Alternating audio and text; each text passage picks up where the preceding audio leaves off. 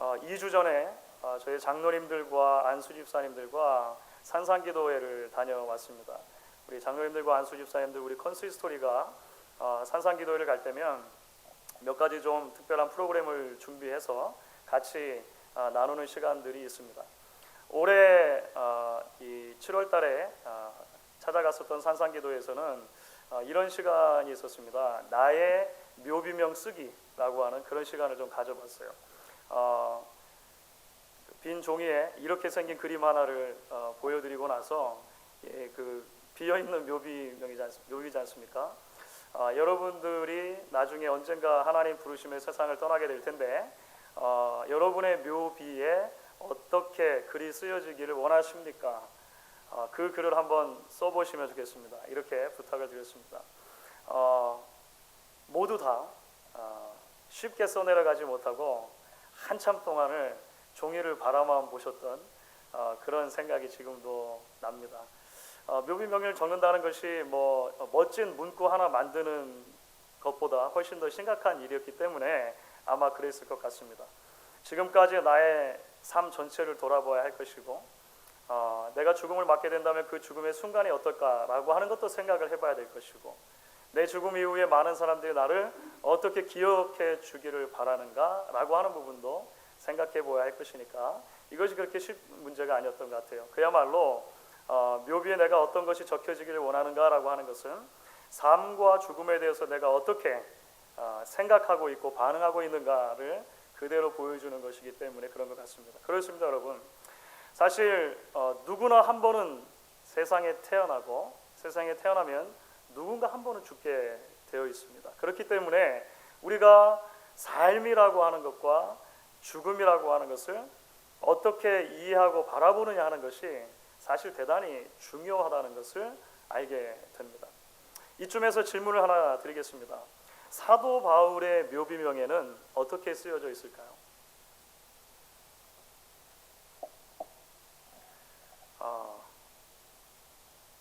질문이 사실 좀 고약한 질문입니다. 왜냐하면 사도 바울의 묘비명이 발견된 적이 없습니다.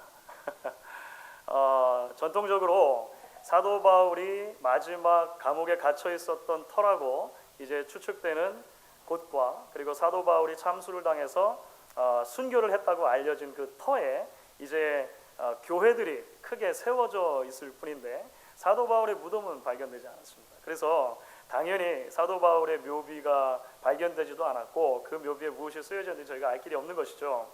그럼에도 불구하고 만약에 사도 바울의 묘비가 있다면 아마도 이 구절이 그 묘비에 들어갈 수 있는 여러 이 가능성을 가지고 있는 군 가운데 대표 중 하나가 되지 않을까 생각합니다. 바로 우리가 지난주에 함께 살펴봤던 빌립보서 1장 21절 말씀이죠. 이는 내게 사는 것이 그리스도니 죽는 것도 유익합니다. 이 말씀만큼 사도 바울이 자신의 삶에 대해서 그리고 자신의 죽음에 대해서 어떻게 이해하고 있었는가를 잘 보여주는 말씀도 없는 것 같습니다. 그래서 존 스토트 목사님이라고 하는 분은 바로 이 구절을 가지고 이 구절이야말로 사도 바울의 삶과 죽음의 철학을 담고 있는 구절이다, 이렇게 이야기를 해 주었습니다. 그런데 우리가 여기서 이제 기억해야 할 것이 있는 것이죠. 그것은 사도 바울의 이러한 고백은 2000년 전 예수 그리스도에 미쳐 있었던 어느 한 사람의 고백으로 끝날 수 없다라고 하는 것입니다. 오늘 새벽기도 때 우리 정현선 전사님께서 바울이 예수에 미친 사람이었다, 이런 그 설교 내용 가운데 그런 내용이 있었습니다. 그렇죠. 바울은 예수에 미쳐 있었습니다. 그런데 우리가 바울 생각하면서 그죠? 2000년 전에 그 바울 감옥에 갇혀 있으면서도 이렇게 고백을 할 수 있다니, 참 바울은 바울이구나. 바울은 참 위대한 신앙이구나, 이렇게 이야기하는 것으로 우리는 만족할 수 없다고 하는 것입니다. 왜냐하면 사도 바울 자신이 여러 서신서에서 그러는 것처럼 이 빌립보서에서도요, 빌립보 성도들에게 자기 자신을 본받으라는 얘기를 반복해서 하는 것을 볼 수 있습니다. 적어도 두 번을 우리가 발견하는데요. 먼저는 3장 17절입니다. 형제들아 너희는 함께 나를 본받으라. 여러분들이 나처럼 되기를 원한다, 이렇게 바울이 말하는 것이죠. 4장 9절도 비슷하게 이야기를 합니다. 너희는 내게 배우고 받고 듣고 본 바를 행하라. 이렇게 이야기를 하는 것입니다. 우리가 성경을 단순하게 옛날 이야기 책이 아니라 지금도 우리에게 이야기해 주시는 하나님의 살아계신 말씀으로 믿는다면 이 바울의 충언에 우리가 귀를 기울여야 하는 것이죠. 이는 내게 사는 것이 그리스도니 죽는 것도 유익함이라 라고 했던 삶과 죽음에 대한 사도 바울의 고백이 오늘 이 자리에 저의 고백이 되어야 하고 오늘 이 자리에 여러분의 고백이 되어야 한다라고 하는 것입니다. 여러분, 그렇기 때문에 오늘 우리가 오늘 함께 읽은 본문의 말씀에 나타난 바울의 진솔한 고백에 조금 더 귀를 기울이기 원하는 것입니다. 왜냐하면 오늘 말씀 가운데 특별히 이제 전반부의 말씀이 바로 이렇게 내게 사는 것이 그리스도이기 때문에 나는 죽는 것도 유익하다라고 했던 사도 바울의 삶과 죽음에 대한 믿음을 부연 설명해주고 있는 것이기 때문에 그렇습니다. 도대체 왜 그런가?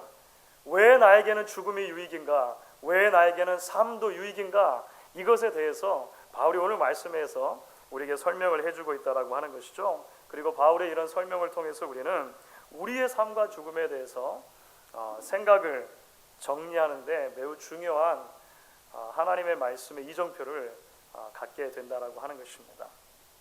자, 그러면 먼저 바울에게 있어서 죽음이 유익한 이유가 무엇일까요? 왜 바울은 나에게는 죽음도 유익하다라고 이렇게 이야기를 하냐는 것입니다. 그것은 바로 죽음은 모든 것의 끝이 아니라고 바울은 믿었기 때문에 그렇습니다. 죽음은 거기서 나의 모든 것이 다 끝나는 것인가? 그렇지 않다라고 바울은 봤다는 것이죠. 바울에게 있어서 죽음은 이 세상을 떠나서 자신이 그토록 그리워하고 사랑하던 예수 그리스도를 만나는 것이고 그 예수와 온전한 연합의 관계에 들어가는 것에 지나지 않는다는 것을 바울은 이야기합니다. 여러분들 23절 말씀인데요. 조금 바울이 그 극단적인 용어도 사용을 하는데 23절 우리 같이 한번 읽어보도록 하겠습니다. 같이 읽습니다. 내가 그 둘 사이에 끼었으니 차라리 세상을 떠나서 그리스도와 함께 있는 것이 훨씬 더 좋은 일이라 그렇게 하고 싶구나. 이게 바울의 정말 마음이었다고 하는 것입니다. 사실 바울은요 살아생전에 예수 그리스도를 만난 적은 한 번도 없습니다. 여러분 그렇죠? 바울은 살아계신 예수님을 만난 적이 한 번도 없습니다. 그것이 바울과 예루살렘에 있었던 다른 12제자들과의 가장 큰 차이점 중에 하나입니다. 12제자들은요 예수님을 함께 따라다니며 예수님의 말씀을 직접 듣고 예수님께 직접 말씀을 드리고 예수님을 만지고 할 수 있는 아주 친밀한 교제의 특권을 누릴 수 있었습니다. 바울은 그렇지가 않아요. 바울은 단지 부활하신 예수께서 빛 가운데 나타나셔서 음성으로 자신에게 이야기해 주는 것을 들었을 뿐입니다. 그러니 여러분 바울이 얼마나 예수님을 보고 싶었겠습니까? 그렇죠. 제가 굉장히 좋아하는 찬송가 중에 지금 이제 바뀐 찬송가로는 240장, 예전에는 231장이었는데요. 주가 맡긴 모든 역사 힘을 다해 마치고 라고 하는 찬송이 있습니다. 이 찬송을 작사한 작사가는요 그 유명한 파니 제인 크로스비 여사입니다. 크로스비 여사. 크로스비 여사를 한 번쯤은 들어보셨죠? 이분이 하여간 기독교 역사 속에서 가장 활발하게 찬송가와 그리고 복음성가 가사를 작사했던 그런 그 여류 작사가로 알려져 있습니다. 95세까지 장수하셨는데요. 95세 삶을 마감할 무렵에 공식적으로 8,000편이 넘는 찬송의 가사를 적으셨어요. 우리가 가지고 있는 찬송가에도 적어도 22곡이 들어있는데요. 특별히 우리 한국 성도들이 많이 좋아하는 찬송들 있지 않습니까? 인내하신 구세주여 뭐 이런 거라든지 예수를 나의 구주 삼고 나의 영원하신 기업 나의 갈 길 다가도록 뭐 이런 찬송가가 전부 다 크로스비 여사의 작사로 만들어진 그런 찬송이 됩니다. 그런데 여러분 아시는 분은 아시겠지만요 크로스비 여사는 시각장애를 가지고 있었습니다. 사진에서 보시는 것처럼 크로스비 여사는 시각장애를 가지고 있었는데요 태어난 지 2달이 채 안 돼가지고 심각한 눈병이 걸렸는데 그 눈병을 치료받는다는 것이 돌팔이 의사한테 치료를 받았습니다.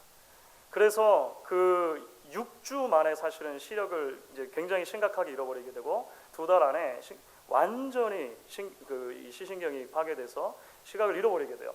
그러니까 95세가 되도록 평생 동안 한 번도 이 크로스비 여사는 앞을 빛을 본 적이 없는 사람인 것이죠. 그럼에도 불구하고 하나님의 큰 은혜와 예수 그리스도의 사랑 가운데 믿음을 가지고 살았던 사람입니다. 자신에게 하나님께서 주신 글을 쓰는 그 재능이 하나님께서 주신 것을 확신하고요. 그래서 평생을 사는 동안 하나님을 찬양하는 찬양의 그 가사를 짓고 그리고 많은 사람들에게 그 예수 그리스도를 증거하는 간증하는 일이 자신의 일생의 사업이라고 믿고 그렇게 살았던 사람이에요. 찬송가 240장 주가 맡긴 모든 역사 힘을 다해 마치고의 1절 가사를 여러분 그 크로스비 여사의 그런 정황을 머리에 염두에 두고 한번 생각해 보십시오. 제가 한번 읽겠습니다. 주가 맡긴 모든 역사 힘을 다해 마치고 밝고 밝은 그 아침을 당할 때 요단강을 건너가서 주의 손을 붙잡고 기쁨으로 주의 얼굴 배우리. 나의 주를 내가 그의 곁에 서서 배우며 나의 주를 손의 못자국을 보아 알겠네. 크로스비 여사가 평생을 어떻게 살았는지를 생각하면 이 찬양의 가사 하나하나가 우리 마음에 들어오게 됩니다. 이 땅에서 내가 삶을 마친다는 것은 결국 밝은 아침을 맞는 것과 같습니다. 이제 육신의 어두운 장막을 벗어버리고 내가 그토록 그리워하던 주님을 만나게 될 것입니다. 그분의 손을 잡고 그분과 교제하고 그분을 높이고 싶습니다. 내가 한 번도 예수를 본 적이 없는데 어떻게 예수를 알아볼 거냐고요? 나를 위해 십자가에 죽으셨기 때문에 그 손에 박힌 못자국을 보면 나는 그분이 나의 주님이라는 것을 알 것입니다. 이렇게 고백하는 것입니다. 사랑하는 여러분, 바울에게도 그랬습니다. 바울에게도 누군가를 너무나 사랑하면 그 사람과 계속해서 함께 있고 싶은 것이 당연한 마음입니다. 예수를 너무나 사랑했기 때문에 그리고 그 예수가 자신의 전부라고 생각했기 때문에 사도 바울의 마음속에 그 주님과 함께 있는 것이 더 좋은 일이다고까지 말하는데요. 이것이 훨씬 좋은 일이다라고 이야기를 하는 것입니다. 심지어 아까 제가 조금 극단적인 표현을 사용했다 그랬잖아요. 23절 마지막에는 뭐라고까지 얘기하냐면요. 나는 정말 그렇게 하고 싶다 이렇게 얘기하는 거죠. 그렇게 하고 싶다. 그러니까 당장이라도 나는 죽음을 통해 그리스도께로 가고 싶다 이렇게 이야기를 하는 것입니다. 여러분, 바울이 세상 말로 죽지 못해 안달난 사람이라서 그렇습니까? 세상을 너무나 경멸하는 그런 염세주의자라서 그렇습니까? 그런 것이 아니죠. 복음 안에서 자신의 삶과 죽음을 다르게 이해하게 된 것입니다. 예수를 만나고 그 예수의 은혜가 그에게 임하게 됐을 때 그는 지금까지 자신이 바라보았던 것과 전혀 다른 방법으로 자신의 삶과 죽음을 바라보게 된 것입니다. 성공적인 삶이 무엇인가? 예수 때문에 그전까지 생각하던 생각과 지금이 다르게 되었습니다. 잘 죽는다는 것이 무엇인가? 예수 때문에 지금까지 생각했던 개념과 예수를 믿은 이유가 전혀 다른 것이 되게 된 것입니다. 사랑하는 여러분, 복음은 사실 반전으로 가득 차 있습니다. 그런데 복음의 놀라운 반전 가운데 하나가 뭐냐면요, 죽음을 통해서만 생명이 이룰 수 있다는 것입니다. 여러분 그 사실 믿으십니까? 성경이 한결같이 우리에게 이야기하는 진리입니다. 죽음을 통해서만 생명이 이룰 수 있다는 것입니다. 여러분 죄의 삭시 무엇이죠? 사망입니다. 죄의 삭은 사망인데 여기서 사망이라고 말할 때는 그것은 완전한 끝을 말하는 것입니다. 더 돌아올 수 없는 완전한 종결, 완전한 멸망, 그렇죠? 완전한 소망 없음을 이야기하는 것을 사망이라고 말합니다. 그런데 놀랍게도 하나님께서는요, 그 죄의 삭을 사망으로 받을 수밖에 없었던 죄인들을 위해서 생명을 주기로 결단하신 것입니다. 생명을 주시는 방법이 무엇입니까? 아들 예수를 죽임으로 우리에게 생명을 주시는 것입니다. 아들 예수가 죽고 그 예수를 믿는 자에게 영원한 멸망이 아니라 영원한 생명을 주기로 하나님께서 결단하셨다라고 하는 거예요. 여기에 복음의 반전이 있는 것이죠. 물론 예수의 생명을 가지고 영생의 소망 가운데 살아가는 하나님의 백성들에게도 육체적인 죽음이 다가옵니다. 그렇죠. 언젠가는 육체적인 죽음을 맞게 되어 있다는 것입니다. 하지만 그 육체적인 죽음은 이제 더 이상 생명의 끝이 아니라는 것을 우리는 알고 있다는 것입니다. 모든 것의 마지막인가? 그렇지 않다는 것이에요. 이 세상에서 다른 세상으로 넘어가는 새로운 생명의 시작이고 새로운 소망의 출발이다라고 하는 것을 성경은 우리에게 끊임없이 말한다고 하는 것입니다. 그래서 오늘 사도 바울이 자신의 죽음에 대해서 언급할 때 23절에서 사용하고 있는 좀 독특한 단어가 있습니다. 그 단어가 뭐냐면 떠나간다라고 하는 표현이에요. 떠나간다. 우리말 성경에는 세상을 떠난다라고 이제 추가로 첨가해서 번역을 했습니다만 본래 단어는 그냥 단순하게 떠나간다라고 하는 동사 하나입니다. 이 떠나간다라고 하는 동사는요, 그 그리스 문화권에서 대략 한 두 가지 정도 용례로 사용이 됩니다. 하나는 배가 한 곳에 정착해 있을 때 닻을 내리지 않습니까?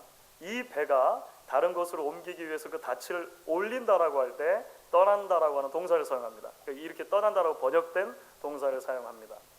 군대가 한 곳에 주둔해 있다가 이제 그곳에 진지를 다 헐고 다른 곳으로 옮길 때 진지를 헐다라고 할 때 떠나다라고 하는 동사를 사용하는 것입니다. 사도 바울은 죽음이 끝이 아니라고 봤다는 것이죠.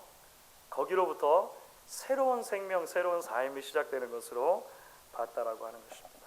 그렇기 때문에 주 안에 사랑하는 여러분, 죽음에 대한 바울의 이러한 이해는요, 조금 더 나아가서 그렇다면 내게 주어진 삶은 어떤 것인가, 삶이라고 하는 도대체 어떤 의미가 있는가라고 하는 바울의 생각으로 곧바로 직결이 되어집니다.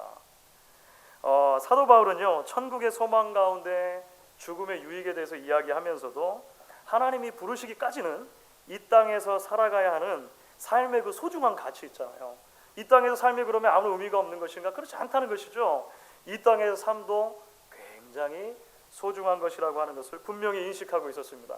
그래서 사도 바울이 23절에서 보시면은요, 뭐라고까지 표현하냐면 내가 그 둘 사이에 끼어 있다라고 하는 표현하는 거예요. 그렇죠. 둘 다 너무나 소중하기 때문에 나는 늘 갈등을 느끼는데 내가 이 둘 사이에 끼어 있는 것 같은 갈등을 느낀다, 이렇게 이야기를 합니다. 사랑하는 여러분, 바울에게 삶이 유익인 이유가 무엇입니까? 단순하게 죽지 않았기 때문에 유익한 것입니까? 단순하게 고통이 없기 때문에 유익한 것입니까? 바울은 그렇게 얘기하지 않았습니다.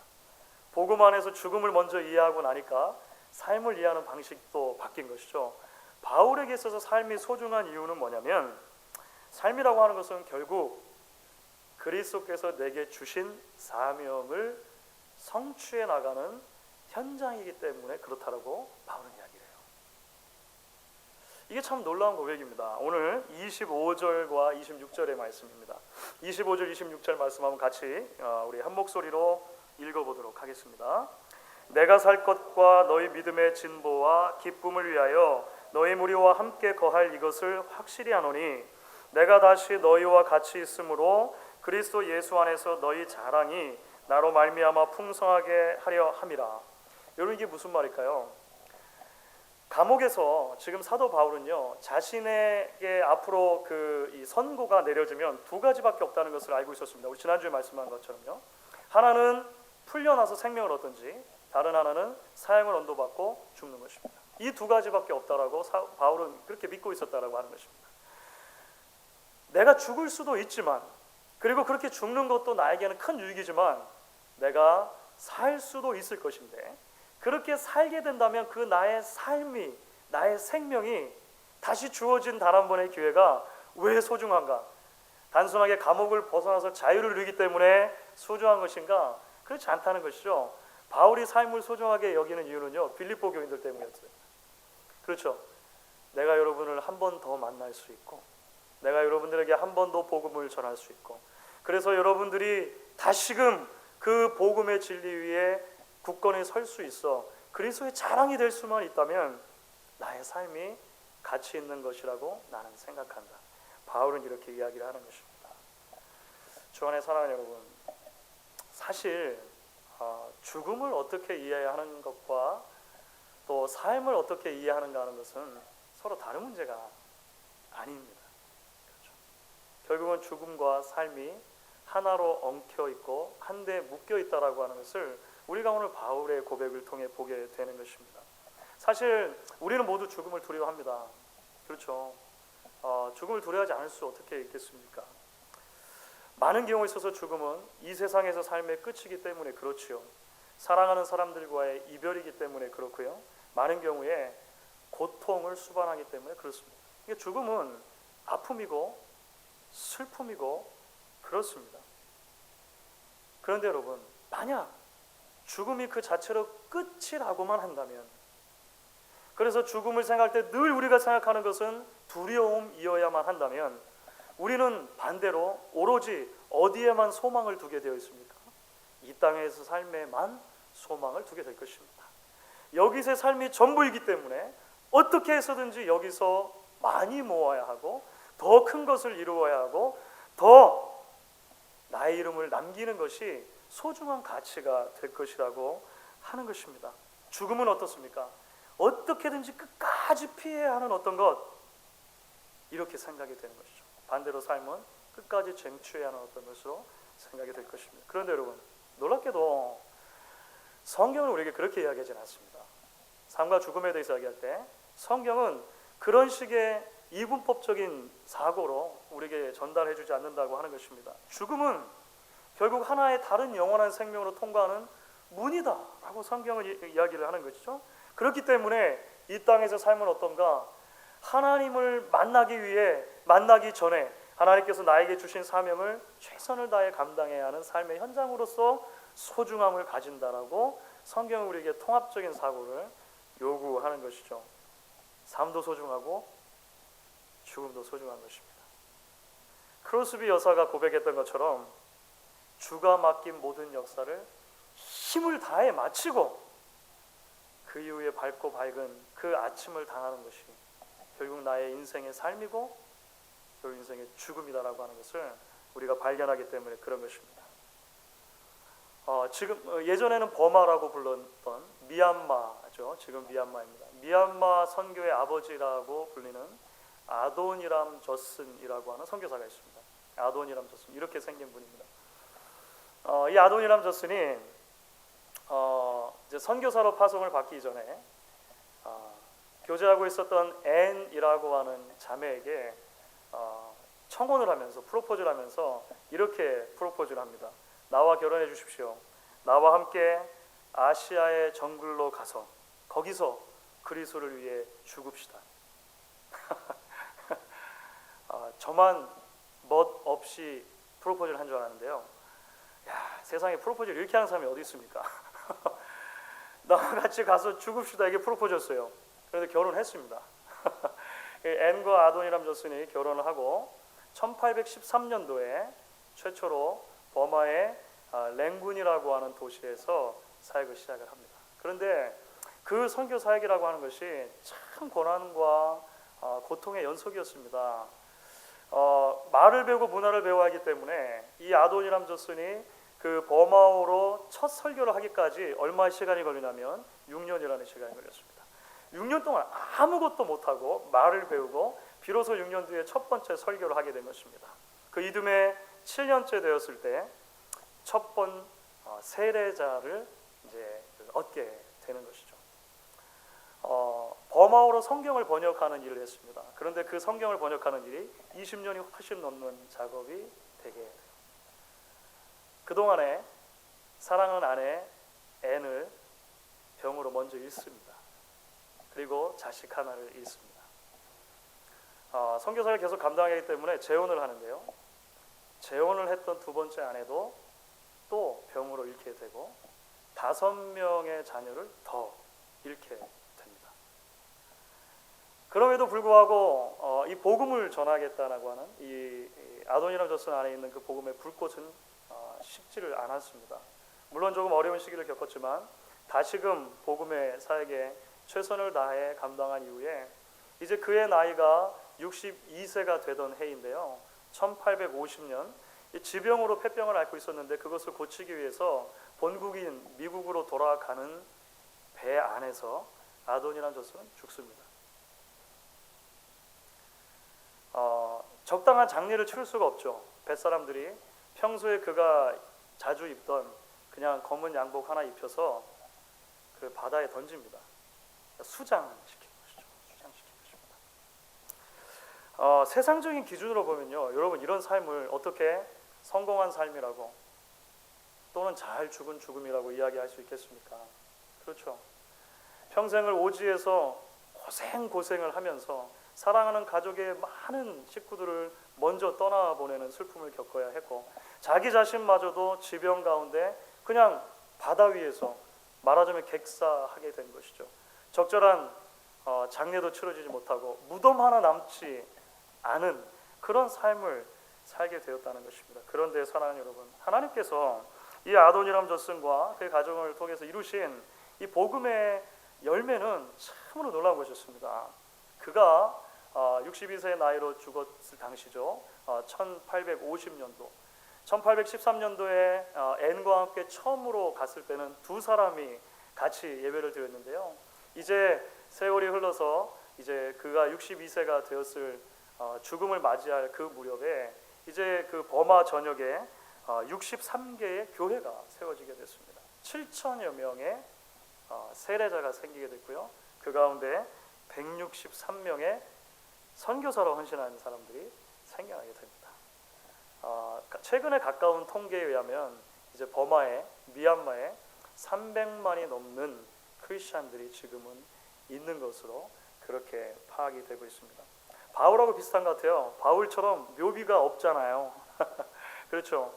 바울처럼 묘비 하나 세워지지 않은 그런 인생이었지만 그의 묘비를 세운다면 이는 내게 사는 것이 그리스도니 죽는 것도 유익함이라는 그 바울의 고백을 새겨 넣어도 전혀 부끄럽지 않은 그런 인생이지 않았나 생각을 하게 됩니다. 사랑하는 여러분, 물론 우리는 모두가 선교사로 헌신하며 오지의 파송을 받을 수는 없을 것입니다. 또 그럴 필요도 없을 것 같습니다.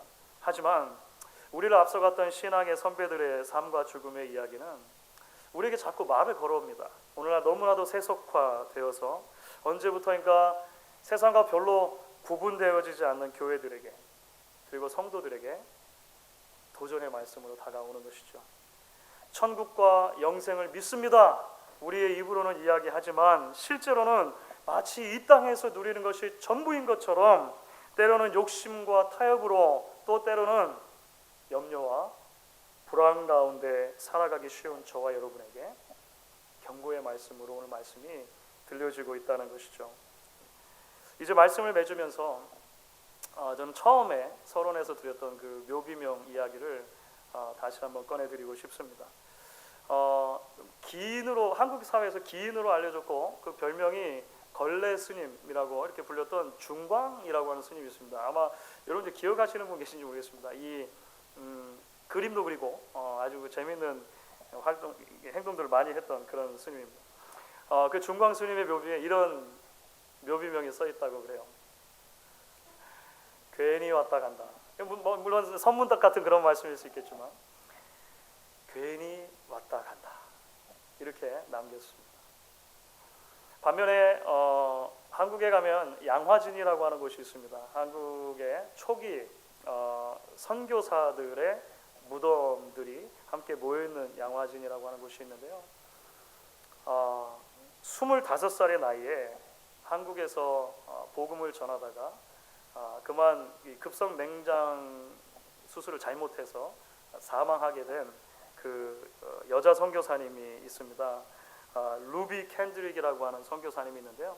그 25살의 꽃다운 나이에 한국에 자신의 몸을 묻으면서 그 묘비명에 이런 글을 남겼습니다. 나에게 천의 생명이 주어진다고 해도 그 모두를 한국에 바치리라. 멋있죠. 우리는 두 묘비명을 생각하면서 두 사람이 생각했던 자신의 삶과 자신의 죽음에 대한 그런 자세들을 엿볼 수 있지 않나 이런 생각을 합니다. 사랑하는 여러분, 오늘 바울의 고백은 다시 한번 저와 여러분을 예수를 위해 죽고 예수를 위해 사는 삶으로 초대를 하는 것입니다. 예수를 통해 우리의 삶을 바라보고 예수를 통해 우리의 죽음을 바라보는 자리로 초대하는 것이죠. 오늘 이 복음의 부르심에 우리가 믿음으로 함께 응답할 수 있게 되기를 주의 이름으로 간절히 축원하겠습니다. 우리 같이 한번 찬양